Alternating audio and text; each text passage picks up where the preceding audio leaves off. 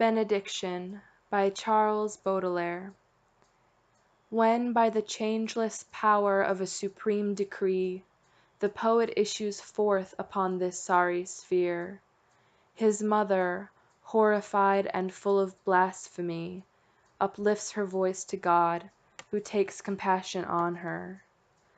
Ah, why did I not bear a serpent's nest entire, instead of bringing forth this hideous child of doom?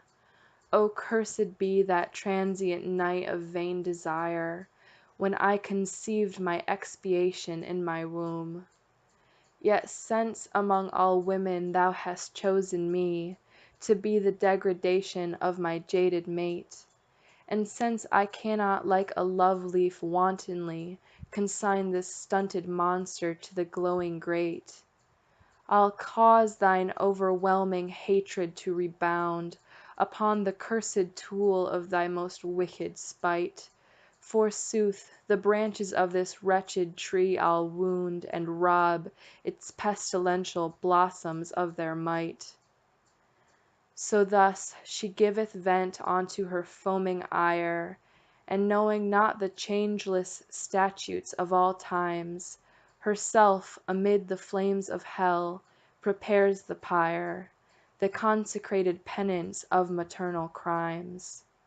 Yet neath the invisible shelter of an angel's wing, this sunlight-loving infant disinherited exhales from all he eats and drinks, and everything the ever-sweet ambrosia and the nectar red.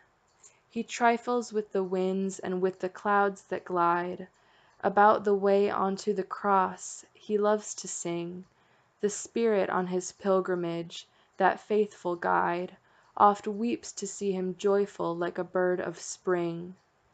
All those that he would cherish shrink from him with fear, and some that waxen bold by his tranquillity endeavor hard some grievance from his heart to tear, and make on him the trial of their ferocity.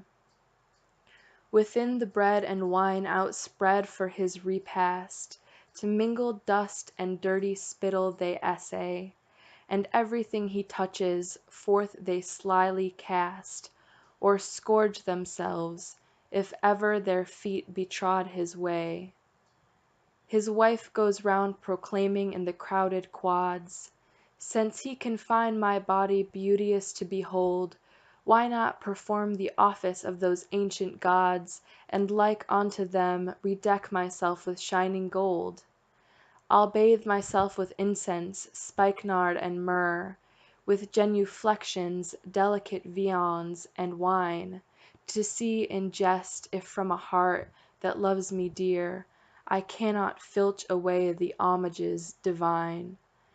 And when of these impious jokes at length I tire, my frail but mighty hands around his breast entwined, with nails, like harpies' nails, shall cunningly conspire the hidden path unto his feeble heart to find.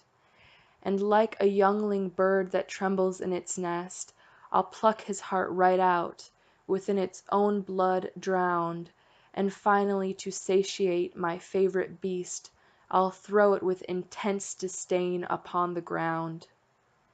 Towards the heavens where he sees the sacred grail, the poet calmly stretches forth his pious arms, whereon the lightnings from his lucid spirit veil the sight of the infuriated mob that swarms.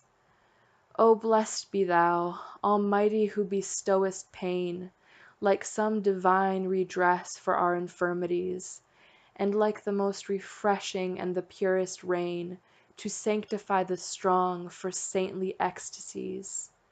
I know that for the poet thou wilt grant a chair among the sainted legion and the blissful ones, that of the endless feast thou wilt accord his share to him of virtues, dominations, and of thrones. I know that sorrow is that nobleness alone, which never may corrupted be by hell nor curse. I know, in order to enwreath my mystic crown, I must inspire the ages and the universe. And yet the buried jewels of Palmyra old, the undiscovered metals and the pearly sea of gems that unto me you show could never hold beside this diadem of blinding brilliancy. For it shall be engendered from the purest fire of rays primeval, from the holy hearth amassed, of which the eyes of mortals in their sheen entire are but the tarnished mirrors, sad and overcast.